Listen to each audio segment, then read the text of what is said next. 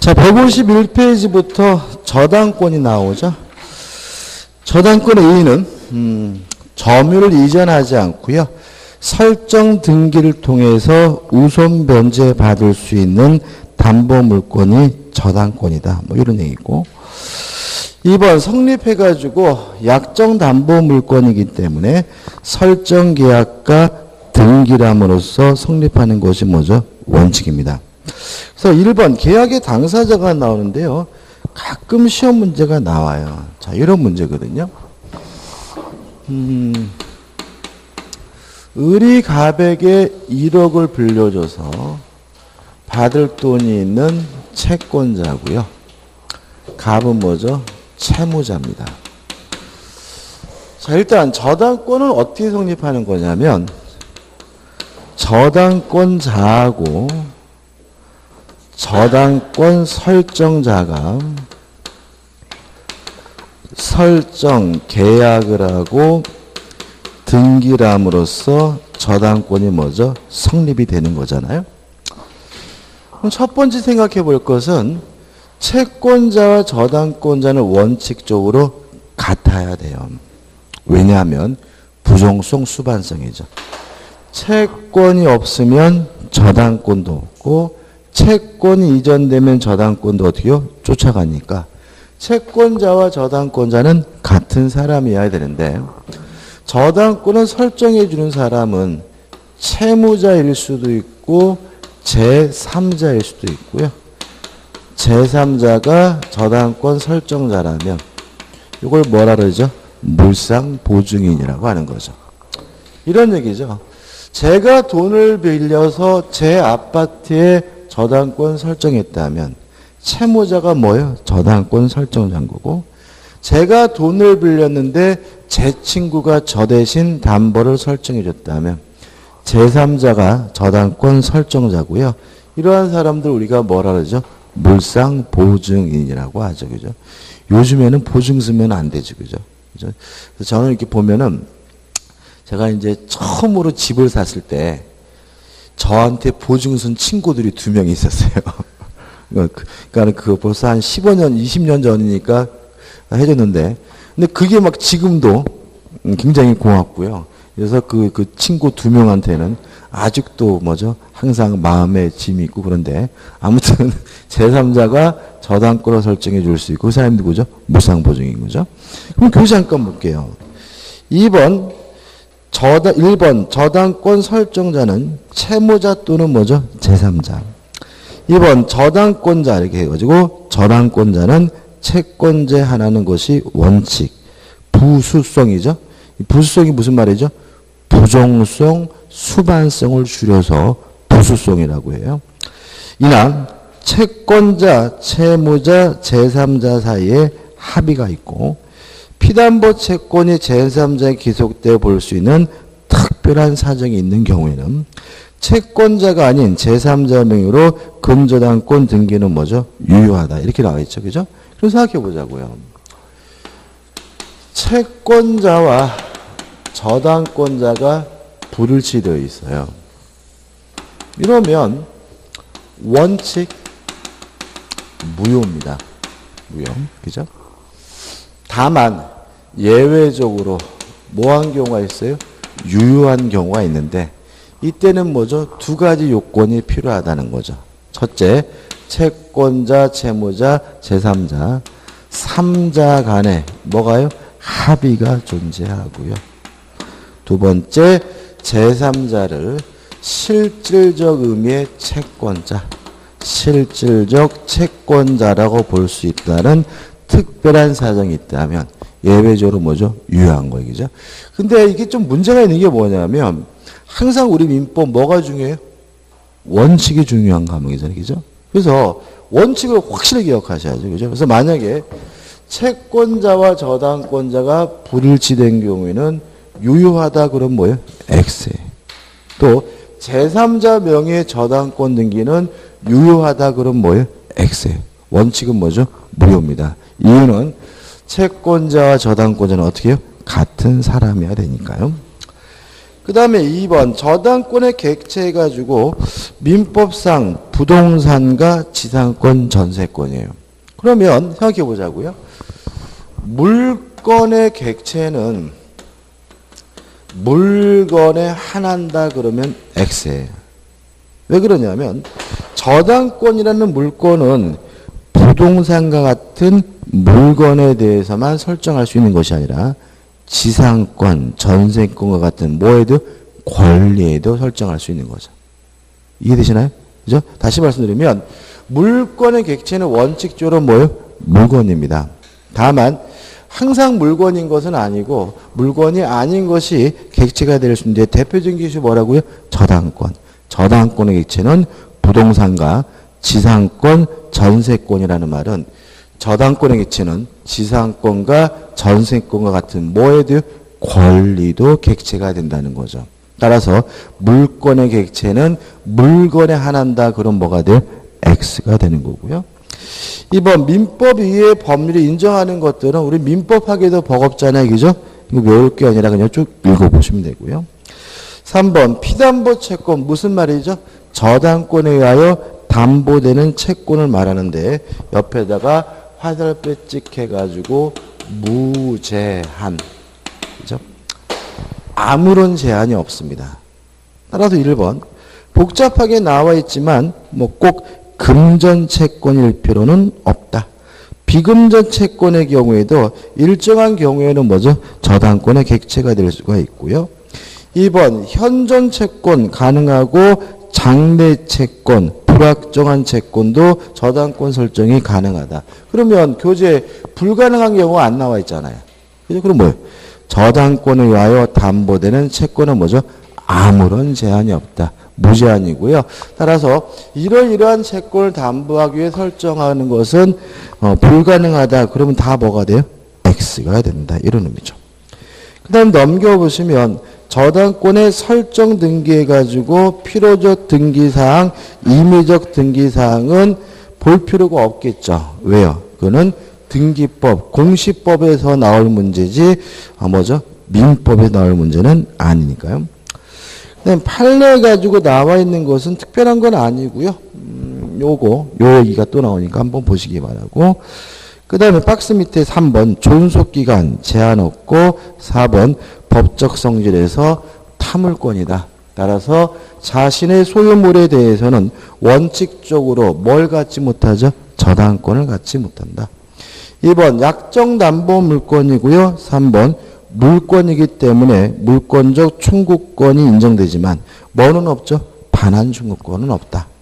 방해 제거와 방해 예방 충구권만 있다. 왜 저당권은 반환 충구권이 없죠? 스스로 점유하지 못하는 권리니까. 그럼 이제 우리가 물권법 다 끝나고 오고 있는데 물권 중에서 반환 충구권이 없는 물권 세 가지는 대단히 중요하죠. 물권 중에서 반환 충구권이 없는 물권, 지역권, 유치권, 저당권이죠. 요 지역권, 유치권, 저당권은 이유는 다르지만 뭐가 인정되지 않습니까? 반환 충구권이 없다는 거 꼭 기억해 두셔야 되고요. 그 다음에 담보 물권의 통유성 해가지고 뭐 부종성, 수반성 있다는 얘기고, 그 다음에 5번 저당권에 효력해서 1번 뭐가 있습니까? 우선 변제적 효력이죠. 자, 이걸 우리가 저번째 했던 내용으로 대치되는 거죠.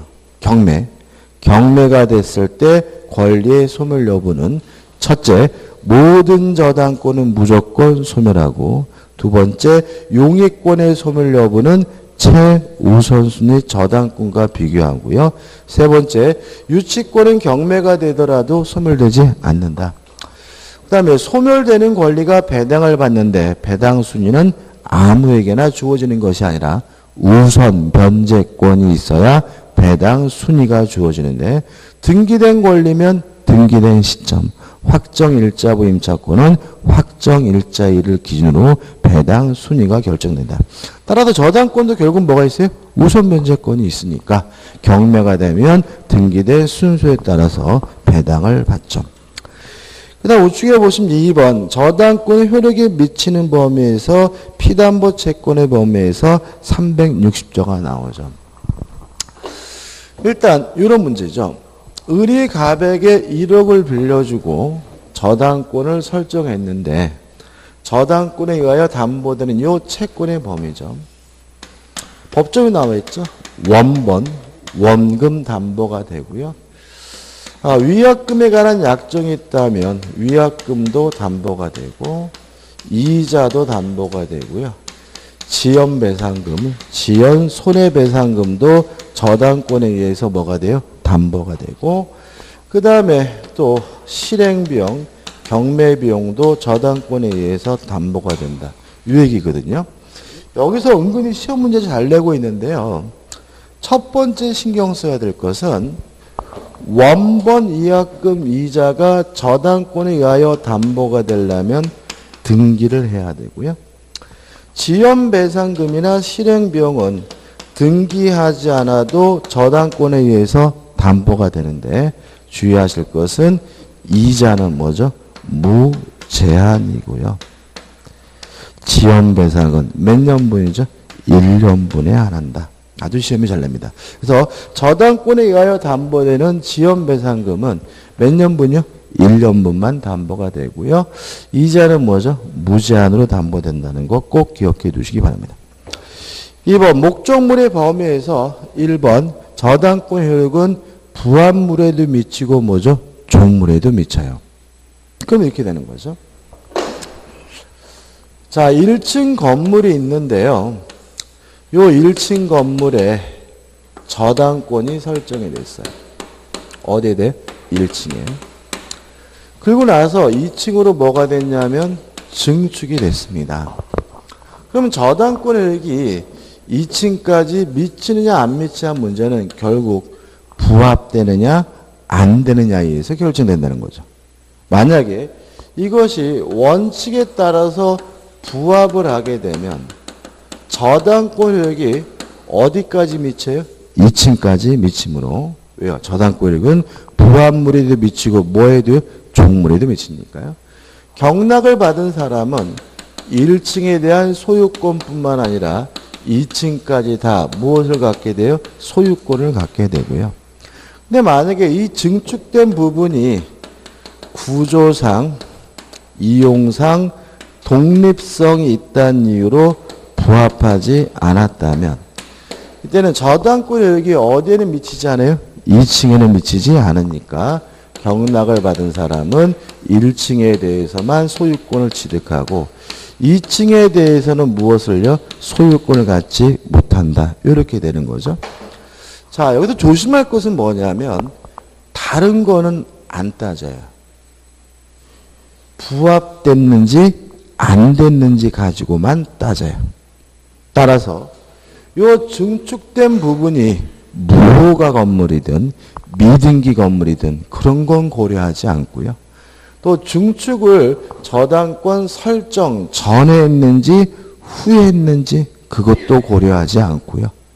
또 증축된 부분이 경매 과정에서 담보 목적물로 그 가치가 평가됐는지 안 됐는지도 뭐 하지 않아요? 고려하지 않아요. 부합되면 저당권 효력에 미치고요. 구조상, 이용상 독립성이 있다는 이유로 뭐 되지 않았으면요? 부합되지 않았으면 저당권 효력에 미치지 않아요. 종물도 마찬가지입니다. 종물하면 뭐가 떠오르세요? 자동차가 있는데 자동차에 타이어가 있단 말이죠. 자동차는 물론 뭐죠? 주물이고 타이어는 뭐냐? 부합물은 아니에요. 왜냐하면 부합되려면 분리할 수 없어야 되잖아요. 근데 타이어는 카센터에 가가지고 빼주세요 그러면 어떻게 금방 빼잖아요. 근데 이 타이어가 가치가 있으려면 자동차와 결합돼야 가치가 있으니까 이런 걸 우리가 종된 물건, 그래서 뭐라 그래요? 종물이라고 하는 거죠. 다시 말하면 달라붙었는데 뛸 수가 없으면 뭐예요? 부합물. 뛸 수는 있지만 떼봤자 존재 가치가 없는 물건은 뭐죠? 종물. 이런 거거든요. 이런 상태에서 자동차에 저당권이 설정이 됐어요. 그러면 이 저당권 효력이 어디에도 당연히 효력이 미쳐요? 종물. 타이어에도 당연히 그 효력이 어떻게 해요? 미친다. 따라서 경락을 받은 사람은 자동차 소유권뿐만 아니라 타이어 소유권도 함께 뭐죠? 갖게 되고요. 다른 거는 고려하지 않아요. 저당권 설정 전에 타협을 달았는지, 설정된 후에 달았는지, 그런 거 뭐 하잖아요? 고려하지 않고요. 경매하는 과정에서 이 타협 가치가 담보물로 그 가치가 평가됐는지 안 됐는지도 뭐 하지 않습니까? 고려하지 않습니다. 왜냐하면 저당권액이 부합물에도 미치고 뭐에도 종물에도 미치니까요. 이해되시죠? 그죠? 그래서 저는 항상 보면 제가 좀 게을른데 전에 한번 이제 타이어가 오래되면요. 어떻게 되죠? 이제 금이 없어지고 맨들맨들해져요. 이렇게 맨들맨들해지고 이제 완전 F1 포뮬러 1 타이어 같이 그죠? 더 지나면 이게 까여가지고 이 안에 철사가 이렇게 있더라고요. 철사들이 보입니다. 저 대단하죠, 그죠? 근데 이제 엔진오일 가려 갔더니 엔진오일 가는 사람이 죽는다는 거예요. 그러니까 일반적으로 펑크가 나면 바람이 서서히 빠지는데 이 상태면은 뻥 하고 터지기 때문에 부르고 죽는다는 거죠. 근데 제가 왜 이거를 이러고 다니냐면 그 차를 팔까 말까 고민 중이었어요. 근데 팔면은 아깝잖아요, 그죠? 근데 이 사람이 막 죽는다 그래가지고 타이어를 갈았어요. 갈고 나서 진짜로 거짓말 안 하고 5일 만에 팔게 됐어요. 근데 이게 중고차 그때 250만 원 받았거든요. 250만 원 받았는데 타이어를 그때 20만 원 줬나? 그래서 제가 타는 사람한테 타이어 간지 5일밖에 안 됐으니 이거 좀 타이어 값 좀 쳐달라고 그랬더니 안 쳐주더라고요. 왜요? 자동차 팔면 타이어는 뭐죠? 당연히 쫓아하는 거고요. 다시 말하면 언제 갈았는지 그건 뭐 하지 않습니까? 고려하지 않습니다. 2번 과실이죠. 저당권자는 과실 수취권이 없습니다. 과실하면 뭐가 떠오르세요? 월세, 차임이죠. 그럼 이런 얘기죠. 제가 아파트에 저당권 설정하고 돈을 빌렸는데 그 아파트를 세를 줬으면 월세는 누가 받는 거예요? 제가 받는 거지 저당권자인 은행이 받는 것은 아니다. 왜냐하면 저당권자는 뭐가 없어요? 과실 수취권이 없으니까요. 다만 수취하고 싶으면 뭐 하면 되냐면 압류를 하면 돼요. 그래서 압류하기 전까지는 과실 수취할 수 없고 과실 수취권은 누구에게 있는 거죠? 저당권 설정자에게 있습니다. 3번 종된 권리에도 저당권력이 미칩니다. 자, 이런 문제겠죠. 땅이 갑의 것이고 건물이 을의 것이에요. 그럼 을은 남의 땅 건물을 소유하고 있으니까 지상권일 수도 있고 뭐일 수도 있죠? 임차권일 수도 있겠죠. 저번 주에 이런 거 했죠. 이런 상태에서 건물의 전세권이 설정이 되면 이 전세권의 효력이 어디에도 미쳐요? 지상권에도 미치고 임차권에도 어떻게 미친다. 따라서 전세권자가 돈을 못 받았다는 이유로 경매를 하면 경락인은 건물에 관한 소유권뿐만 아니라 지상권, 임차권도 어떻게 해요? 함께 취득한다. 기억나시죠? 이게 뭐래요? 저당권으로 바뀐 거죠. 그죠? 건물에 관한 저당권은 토지에 대한 어디에 대해 지상권, 임차권에도 미쳐요. 따라서 저당권자 경매를 하게 되면 경락인은 건물에 관한 소유권뿐만 아니라 토지에 대한 저당권, 임차권도 어떻게 해요? 함께 취득하게 된다. 이런 취지죠. 그 다음에 물상대는 아까 설명을 드렸죠. 그 다음에 이 판례가 나도 1번 부합물, 종물에 효과가 미치는데 저당권 설정 전인지 후인지 뭐죠? 따지지 않고요. 또 과실은 뭐죠? 저당권자에게 수취권이 없다는 말이 나와 있고요. 그 다음에 이제 2번 해가지고 말이 더럽게 복잡한데 이런 얘기입니다. 우리는 등기에 대해서 뭘 인정하지 않죠? 공신의 원칙 인정하지 않죠. 그죠? 따라서 예를 들어서 등기가 무효인데 요 무효인 등기를 기반으로 해서 이전 등기 받으면 우린 등기에 대해서 공신의 원칙 인정하지 않으니까 요 등기가 무효면 요 등기도 뭐요? 무효다. 이런 얘기예요.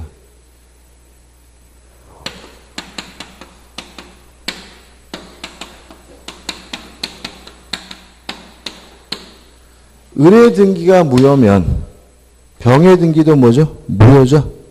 이게 원칙이잖아요. 그죠? 다시 말하면 요 등기가 무효라면 그 등기를 기반으로 해서 이전 등기 받았더라도 그 등기는 뭐죠? 무효다. 계속 반복적인 얘기거든요. 따라서 저당권 등기가 뭐예요? 무효인 상태라면 그 무효인 등기를 이전 등기 받아봤자 이 등기도 뭐예요? 무효니까 저당권을 뭐 할 수 없어요? 취득할 수가 없고요. 소유자는 이 저당권 등기에 대해서 뭐 할 수 있습니까? 말소해달라고 청구할 수 있다는 너무나 당연한 얘기죠. 넘겨보시면 3번 지연이자는 몇 년분만 담보가 됩니까? 1년분만 담보가 된다. 그 다음에 4번 해가지고 4번은 뭐죠? 요거죠. 건물에 저당권이 있다면 토지에 대한 지상권 임차권의 효력이 미치므로 경락인은 건물에 관한 소유권뿐만 아니라 토지에 대한 지상권이나 임차권도 함께 뭐죠? 갖게 된다. 이런 말이고 그 다음에 전유부분과 대지사용권의 일체성에 관한 문제 5번이 그 문제고 그 다음에 6번 해가지고 6번은 뭐죠? 요거죠. 채권자와 저당권자가 뭐가 돼요? 불일치되면 그 등기는 원칙적으로 어떻게 해요? 무효다. 왜냐하면 부정성, 수반성 때문에 그렇고요. 그 다음에 7번은 저당권자가 과실소취하려면 압류를 해야 된다. 이런 말이고 8번은 뭐죠? 요거죠. 증축된 부분이 원칙에 따라서 부합이 됐다면 저당권 효력이 당연히 어떻게 해요? 미치고요. 구조상, 이용상 독립성이 있다는 이유로 부합되지 않으면 저당권 효력이 증축된 부분에 미치지 않는다. 이 얘기가 또 나와 있죠. 그 다음 우측에 보시면 이제 저당권과 용익관계 가지고 또 복잡하게 나와 있는데 다시 말씀드리지만 경매가 되면 모든 저당권은 무조건 뭐가 돼요? 소멸되고 용익권의 소멸 여부는 누구 하고요? 최우선순위 저당권과 비교하고요. 또 유치권은 경매가 되더라도 뭐 되잖아요? 소멸되는 요 세 가지고요. 연습하는 의미에서 판례 한번 볼까요? 판례 1번 저당권 설정 등기와 대항요금 임차일의 대항요금의 확정일자가 같은 날에 이루어졌어요. 뭐가 빠르죠? 저당권이 빠르죠. 그죠? 왜냐하면 대항력은 뭐예요? 주민등록한 2일 날 생기잖아요. 그죠? 그 오늘 같이 했다면 대항력은 뭐죠? 다음 날이고 뭐가 빨라요? 저당권이 빠르니까 경매가 되면 이 임차권은 무조건 뭐가 돼야 돼요? 소멸이 돼야죠. 그 다음에 2번은 뭐 소임차 보증 문제니까 여기서 신경 쓸 문제는 아니고요. 그 다음에 3번 저당권 설정 당시 건물이 있었다면 법정지상권 발생하고요. 그 건물이 무효가든 미등기든 뭐 하지 않습니까? 빠지지 않죠. 4번 법정지상권이 성립되려면 저당권 설정 당시 건물이 있어야 되는데 건물이 꼭 완성될 필요는 없어요. 4번 보시면 저당권 설정 당시 장차 완성된 건물의 규모, 종류를 객관적으로 예상할 수 있을 정도까지 건축이 진척되어 있는 경우에는 장차 완성된 건물을 위하여 법정지상권이 뭐가 돼요? 성립된다. 그럼 어떻게 얘기하는 거죠? 저당권 설정 당시 건물이 있어야 되는데 꼭 뭐까지? 완성될까지는 필요가 없다. 이렇게 기억하면 되겠죠. 그 다음에 저당권 설정 당시 토지와 건물의 소유에 같다면 법정지상권 발생하고요. 그 다음에 6번 법정지상권이 있는 건물의 양수인 전에 했죠. 법정지상권이 있는 건물의 양수인 그러면 머릿속에 확 그림이 안 떠오르세요? 이런 거잖아요. 땅이 갑의 것이고 건물이 을의 것인데 우리 요건을 갖추어서 법정지상권을 취득한 후에 을이 건물을 병에게 뭘 했어요? 양도를 해서 병이 건물에 관한 소유권을 취득했다. 법정지상권이 있는 건물의 양수인 누구죠? 병이죠. 기억나시죠? 병은 아직 뭐는 없어요? 지상권은 없다. 그래도 갑의 병에게 건물을 철거해달라고 요구할 수는 없죠. 왜냐하면 을의 병에게는 지상권이 없지만 을에게 아직도 뭐가 있어요? 지상권이 있고요. 따라서 병은 을을 대의해서 갑에게 지상권 설정 청구가 가능하니까요. 다만 지상권도 없이 남의 땅을 사용하고 있는 상태니까 사용이익은 부당이득으로서 뭘 해야 돼요? 반환을 해줘야 된다. 사분법칙에서 보시면 이런 거죠.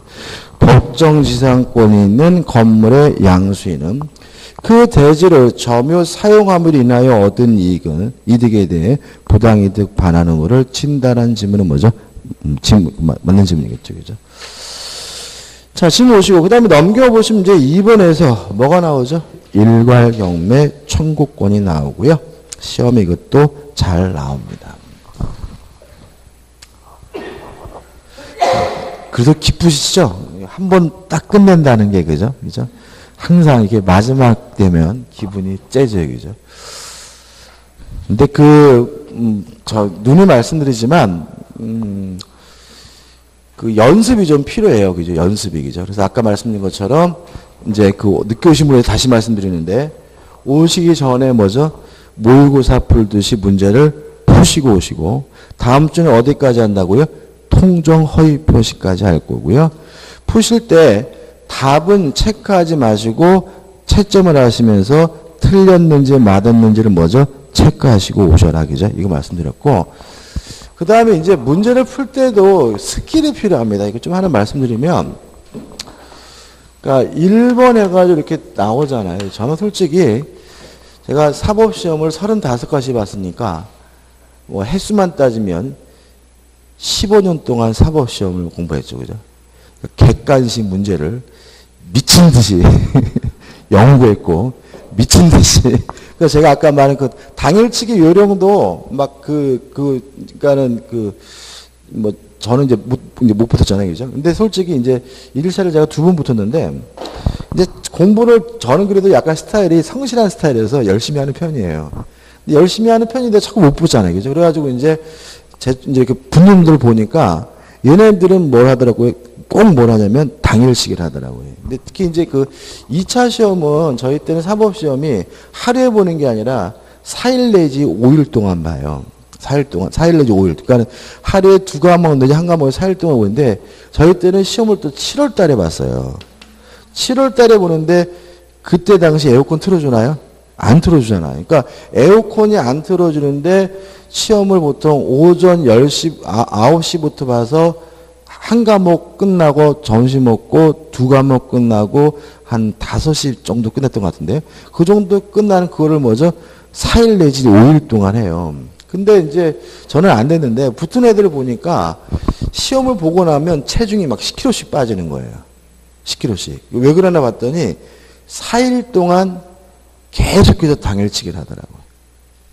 무슨 말인지 아시겠죠? 그러니까 이게 1차 과목은 하루에 보니까 하루만 당일치기를 하면 되는데, 이게 며칠 봐요? 4일 내지 5일. 재수 없는 사람은 5일. 재수 좋은 4일. 선택감이 다른데. 그러면 4일 내지 5일 동안 얘네들은 막 매일매일 당일치기를 하더라고요. 그래가지고 거의 뭐 잠을 안 자더라고요. 근데 왜 그런 거죠? 당일치기를 해야 이게 머릿속에 기억이 나는 거예요. 그러니까 아무리 그 친구가 뭐 천재고 뭐 뛰어나고 그러다 하더라도 2, 3일, 3, 4일, 일주일째 본 거는 아삼삼할 수밖에 없는 거예요. 근데 참 재밌는 거는 뭐냐면 우리 수험생분들이 본인이 천재도 아닌데 일주일 전에 봤다고 끝내려고 자꾸 한다는 거예요. 천재들도 저희 때는 사법시험 어떻게 해요? 50명, 40명 밖에 안 뽑았어요. 그러니까 걔네들 진짜 붙는 친구들이 진짜 뭐예요? 천재들이에요. 우병우 걔 천재예요. 그죠? 걔는 수석 20명, 30명 뽑을 때 수석한 애니까. 그러니까는 천재들도 뭐예요? 당일치기를 무조건 하거든요. 그러니까 막 얘네들이 그래가지고 막 거의 잠을 안 잡니다. 하루에 막 1시간, 2시간도 안 자요. 그걸 한 5일 동안 하면요. 체중이 한 10kg 이렇게 빠져요. 근데 저는 4번 봤잖아요. 4번 봤는데 이 차를. 살이 쪄. 저는 막, 그니까 이게 지금 생각하면 후회스러운 게 저는 이 차를 4번 봤는데 살이 찌는 거. 왜냐하면은 뭐 이게 잘 준비가 안 돼 있으니까 이게 하루 만에 볼 수가 없는 거예요, 저는. 그러니까 어떻게 해요?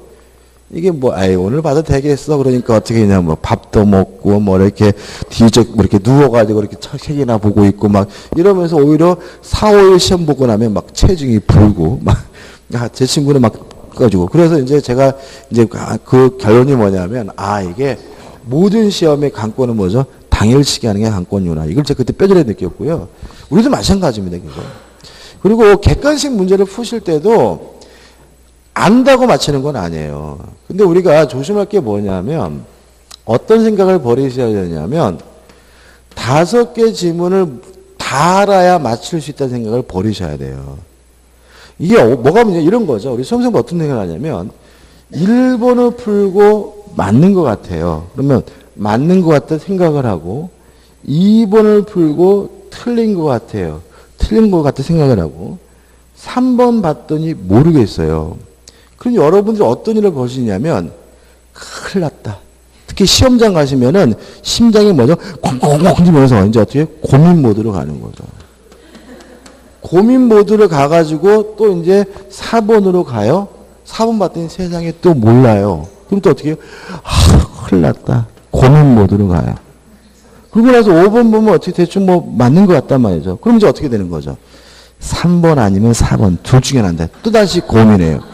근데 이 문제 이미 맞췄어요. 왜 그러냐면 틀린 것은 물어봤으면 1번이 답이었고요. 옳은 것이 물어봤으면 2번이 답이었잖아요. 그렇지 않습니까? 굳이 이거를 뭐 할 필요가 없어요? 고민할 필요가 없는데 고민하면서 뭐예요? 시간 잡아먹고요. 고민하면서 둘 중에 하나 팍 재워가지고 뭐예요? 틀리고. 그래서 이중으로 손해를 봐요. 그래서 이것도 기계적인 건데 문제를 푸실 때 읽어보시고 맞는 것 같으면요.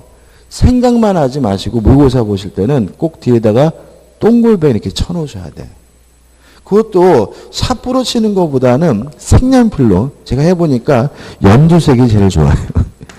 그러니까 그 연필로 되는 거잖아요. 그죠? 왜냐하면은 다른 색깔은 글씨가 밑에 안 보여요. 근데 연두색은 밑에 글씨 잘 보여요.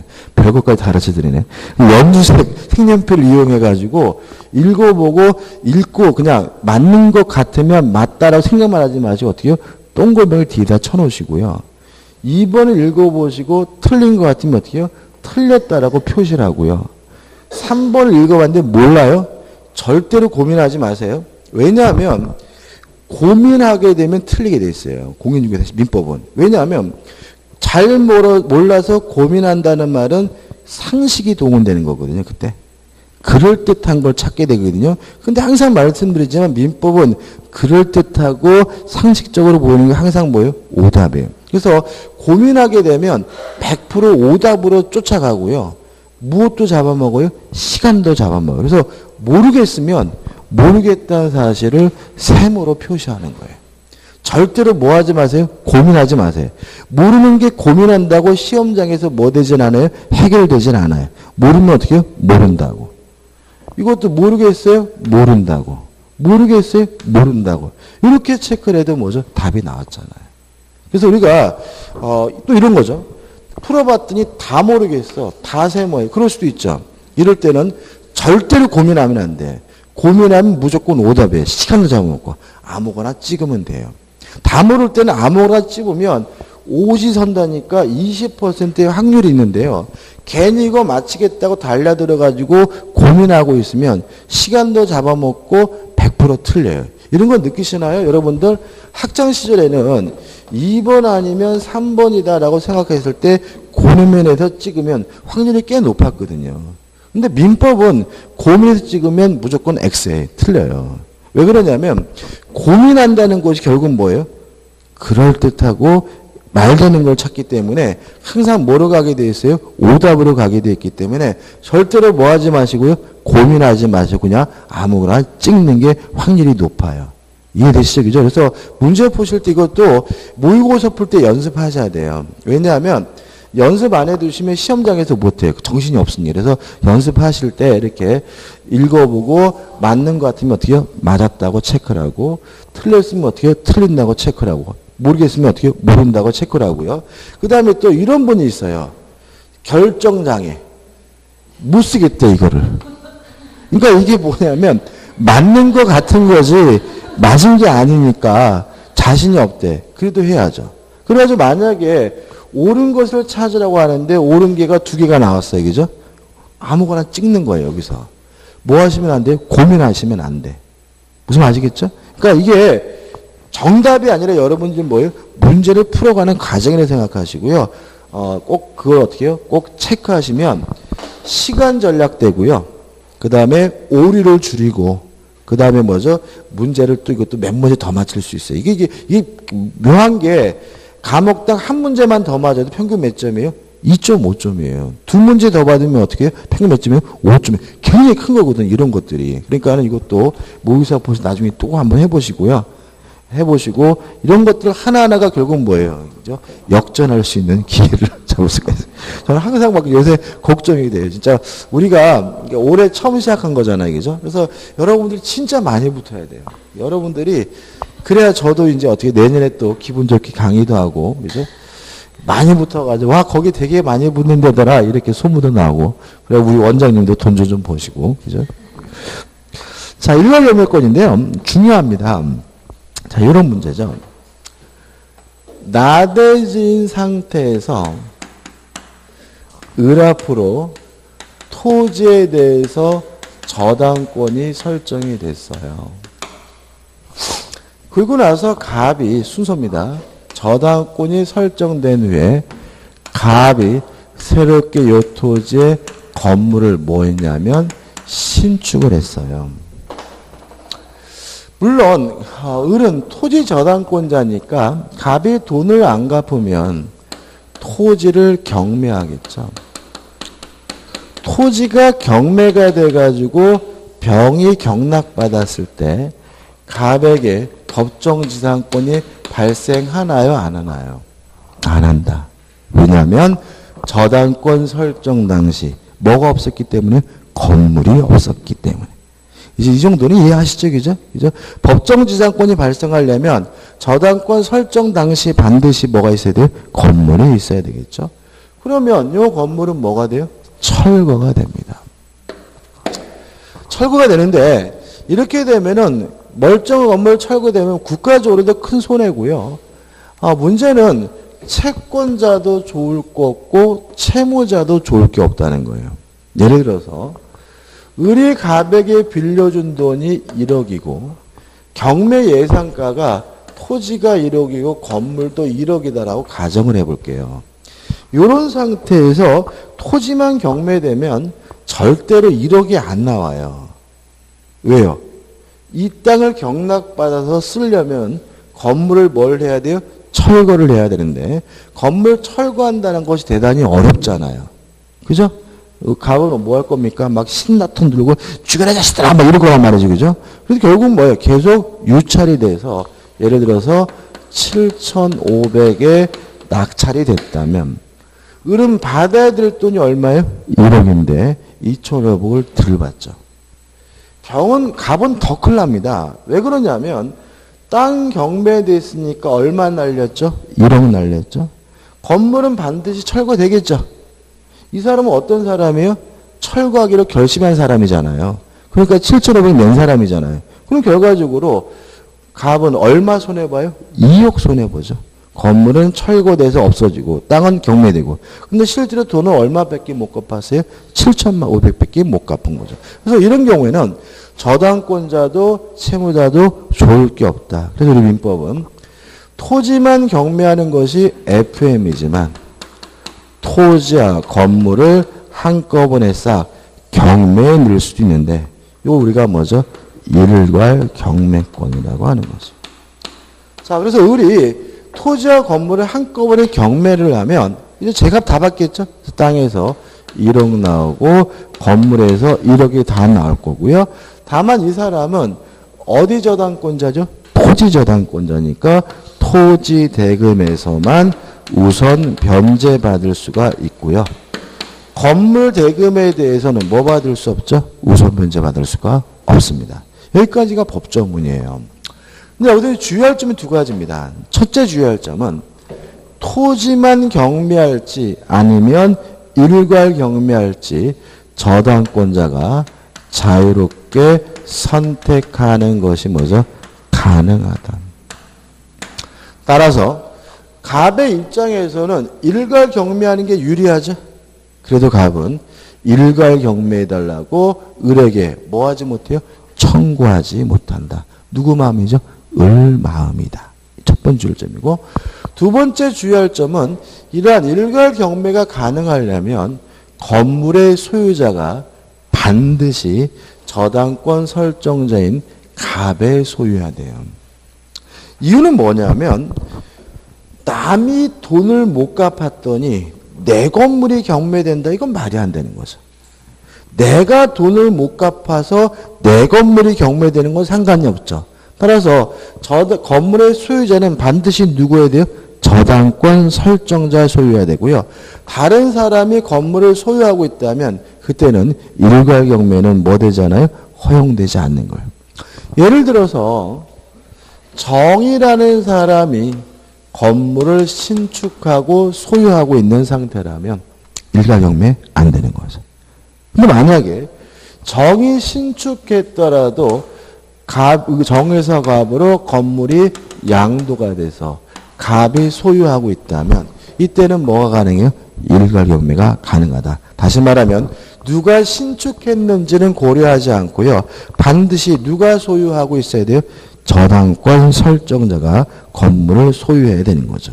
그래서 교재 보시면 요건에서 니은번 저당권 설정자가 아닌 제3자 소유의 건물에 대하여는 일괄 경매 청구권 인정되지 않는다는 말은 건물의 소유자가 반드시 누구에 대해 저당권 설정자이어야 한다. 디귿번 읽어보시고 리을번 자유롭게 선택할 수 있고요. 효과 건물 대금에 대해서는 우선 면제 받지 못하고 토지 대금에서만 우선 면제 받습니다. 판례를 볼게요. 1번. 1번은 의미 없고 2번입니다. 2번. 토지에 대한 저당권 설정자로부터 용의권을 설정받은 자가 신축한 건물이에요. 그러면 원래는 일괄 경매 인정되지 않겠죠? 근데 나도 이후에 저당권 설정자가 소유권을 취득하였다면 일괄 경매 청구가 가능하다. 3번. 토지의 저당권을 설정한 후 그 토지를 갑이 양수받아 그 지상의 건물을 신축하였다면 저당권자는 일괄 경매는 뭐 되잖아요? 허용되지 않는다. 왜냐하면 일괄 경매가 허용되려면 반드시 누가 건물을 소유하고 있어야 돼요? 저당권 설정자가 소유하고 있어야 되니까 누가 지었는지는 고려하지는 않습니다. 여기까지고 좀 쉬었다가 이제 박스 밑에 있는 제3취득자를 보도록 하겠습니다.